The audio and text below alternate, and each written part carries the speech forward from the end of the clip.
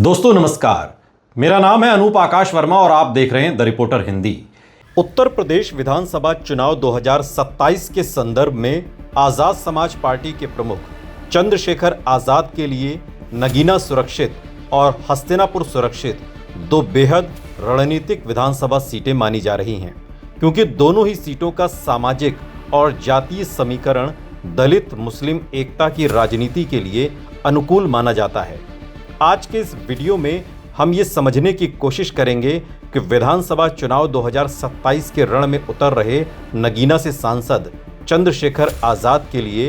बिजनौर की नगीना विधानसभा या मेरठ की हस्तिनापुर विधानसभा, दोनों में से कौन सी सीट सबसे सेफ और सबसे अनुकूल है, या फिर क्या दोनों ही विधानसभा सीटें ऐसी हैं जहां से चंद्रशेखर आजाद आसानी से जीत सकते हैं।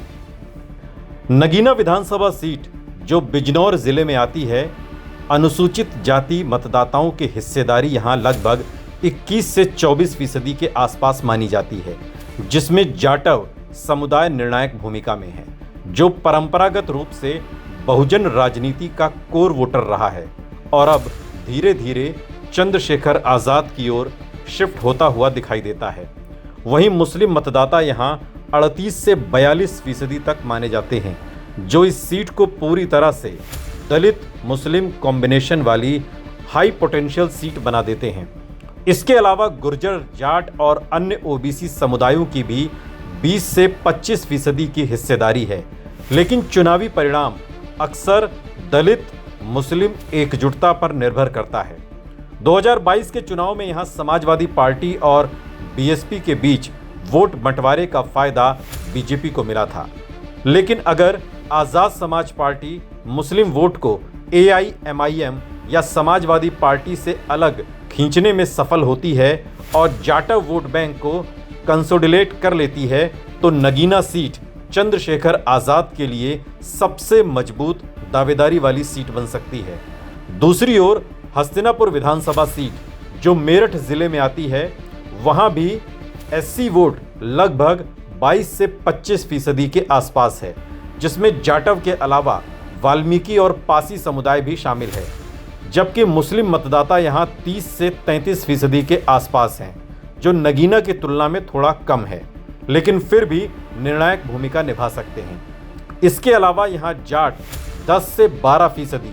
गुर्जर, त्यागी और अन्य सवर्ण ओबीसी वोटर भी बड़ी संख्या में मौजूद हैं, जो इस सीट को अधिक मल्टी कास्ट कॉम्पिटिटिव सीट बनाते हैं।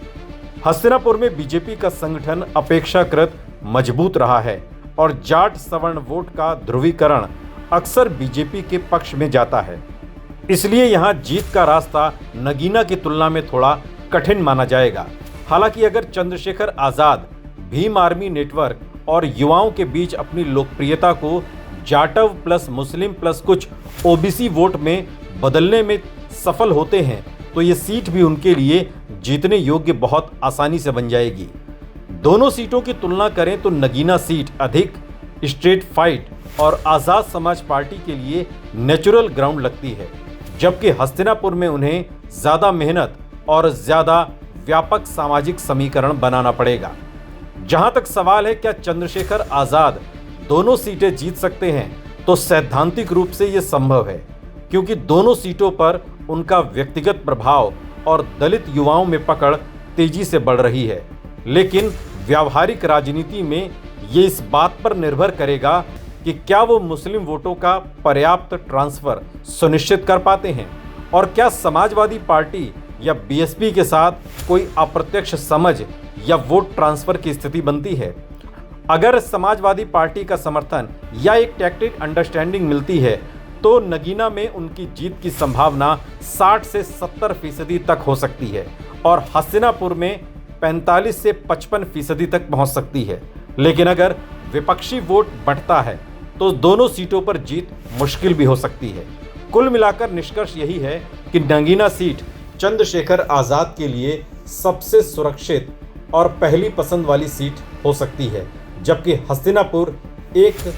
चैलेंजिंग लेकिन संभव विकल्प है। और यदि 2027 में किंग मेकर या बड़े खिलाड़ी के रूप में उभरते हैं, तो इन दोनों सीटों पर मजबूत प्रदर्शन उनकी राजनीतिक हैसियत और राज्य स्तर पर निर्णायक बना सकता है।